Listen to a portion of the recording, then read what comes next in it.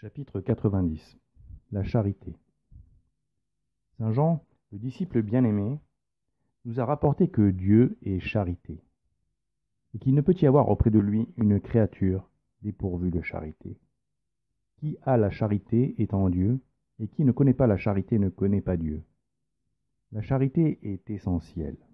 Saint Paul l'a aussi affirmé avec force dans sa première épître aux Corinthiens.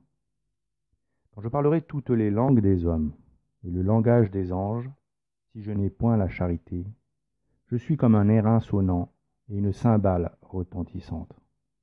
Et quand j'aurai le don de prophétie, que je pénétrerai tous les mystères et que j'aurai une parfaite science de toutes choses, quand j'aurai encore toute la foi possible, jusqu'à transporter les montagnes, si je n'ai point la charité, je ne suis rien. Et quand j'aurai distribué tout mon bien pour nourrir les pauvres, et que j'aurai livré mon corps pour être brûlé, si je n'ai point la charité, tout cela ne me sert de rien. La charité est patiente, elle est douce et bienfaisante. La charité n'est point envieuse, elle n'est point téméraire et précipitée, elle ne s'enfle point d'orgueil, elle n'est point dédaigneuse, elle ne cherche point ses propres intérêts, elle ne se pique pas et ne s'aigrit de rien, elle n'a point de mauvais soupçons, elle ne se réjouit point de l'injustice, mais elle se réjouit de la vérité. Elle tolère tout, elle croit tout, elle espère tout, elle souffre tout. À quoi reconnaît-on un chrétien? À ce qu'il s'applique à être charitable pour l'amour de Dieu. Parce que le Christ l'a ordonné, quand il a dit à ses apôtres, « Je vous donne un commandement nouveau, qui est que vous vous aimiez les uns les autres, et que vous vous aimiez les uns les autres, comme je vous ai aimé. C'est en cela que tous reconnaîtront que vous êtes mes disciples, si vous avez de l'amour les uns pour les autres. » Le Sauveur a dit ces paroles juste après qu'il ait dit à Satan, entré en Judas l'Iscariote, « Fais au plus tôt ce que tu fais. » Ainsi, l'acte odieux de Judas, parti trahir le divin maître pour quelques pièces d'argent, reflète ce que sont les hommes sans la charité, des créatures égoïstes, perdues, isolées. Car que récolta l'Iscariote? La solitude. Il se retrouva seul face à sa trahison. Les Juifs du Sanhédrin le méprisèrent. Les pharisiens le méprisèrent, et lui-même se méprisa au point qu'il ne trouva même pas la force de demander pardon au Seigneur et qu'il se suicida. Après avoir péché, il s'était retrouvé seul, et le démon, qui excite les impressions, avait fait peser sur sa conscience le terrible poids de la solitude qui accable les damnés. Il avait accentué sa douleur en le persuadant que jamais sa forfaiture ne pourrait lui être pardonnée. Judas nous montre depuis l'isolement du pécheur impénitent, qui confine son âme dans une cellule de plus en plus exiguë, en s'enchaînant, péché après péché, à Satan, le maître qu'il a préféré au Christ en rejetant la charité, ce lien si précieux qui l'unissait avec Dieu. Judas figure le pécheur, qui, obnubilé par les plaisirs terrestres éphémères, non seulement se détourne de la vérité, mais n'hésite pas à la fouler aux pieds s'il y trouve un avantage immédiat. C'est l'archétype de l'homme impie, qui ne peut rien construire de durable, car ses œuvres ne reposent pas sur le ciment de la charité. La charité est le liant qui peut apporter l'harmonie et l'unité entre tous les chrétiens, par Dieu et en lui. Ce liant leur permet de vivre en osmose, car ceux qui ont la charité forment un seul corps, un arbre, dont le cœur est Dieu et dont la sève est la charité.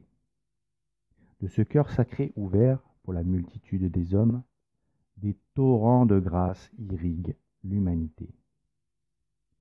La charité nous permet d'accepter ce que nous sommes, tout en respectant les autres, qu'ils soient nos subalternes, nos égaux ou nos supérieurs.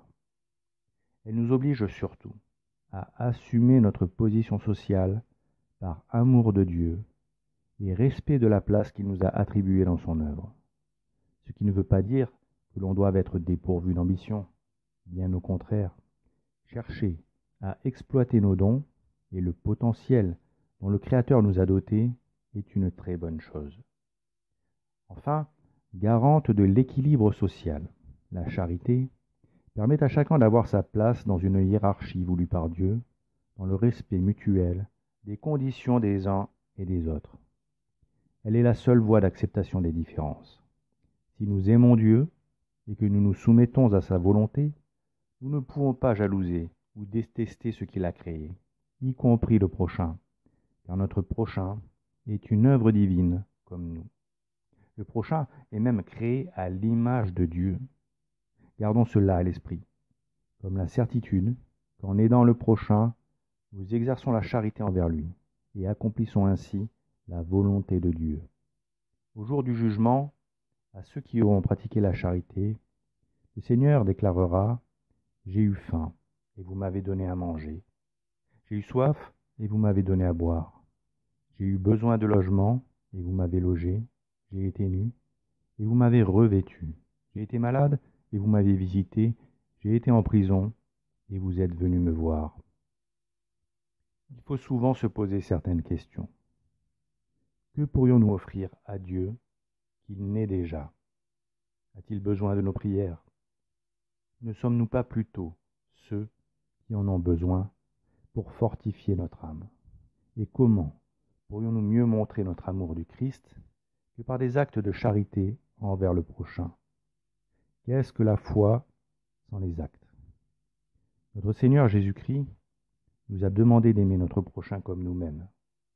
Mais qui s'en soucie aujourd'hui? Trop souvent, le prochain n'est à nos yeux qu'une pierre insignifiante au bord du chemin. Cette pierre n'attire notre attention que lorsqu'elle nous gêne, ou au contraire, quand nous la convoitons parce qu'elle peut nous être utile. Alors, nous n'hésitons pas à utiliser cette pierre vivante pour arriver à nos fins. Et si cela nous est profitable, nous la broyons. Enfin, pour nous divertir, nous cédons à la tentation de jouer avec elle. Et parfois, la propulsion si vite et si fort à la surface de l'eau qu'elle fait des ricochets avant de couler au fond de l'abîme. Pourtant, cette pierre, Dieu voit en elle un joyeux si précieux qu'il a donné son Fils pour la sauver. Comme il l'a fait pour nous-mêmes. Cette pierre, le Créateur a pensé à elle de toute éternité. Il l'a tirée du néant, comme il nous a tirés du néant. Il a voulu d'elle vivante pour agrandir son Église. Mais à nos yeux, cette pierre semble si grossière que nous ne pouvons pas nous résigner à l'aimer, incapables que nous sommes de comprendre qu'avec le temps, le Seigneur va la polir pour l'anoblir et la transformer en un marbre ou en un granit majestueux, ou encore la tailler si finement qu'il en fera un diamant sublime. Oh, mais nous, hommes insensés, nous ne regardons pas si loin. Pourtant, nous savons que le Seigneur se sert de pierre vivante pour construire son Église. Il a dit à saint Pierre, quand il a fait de lui la première pierre de l'édifice, lui déclarant « Tu es Pierre, et sur cette pierre, je bâtirai mon Église. »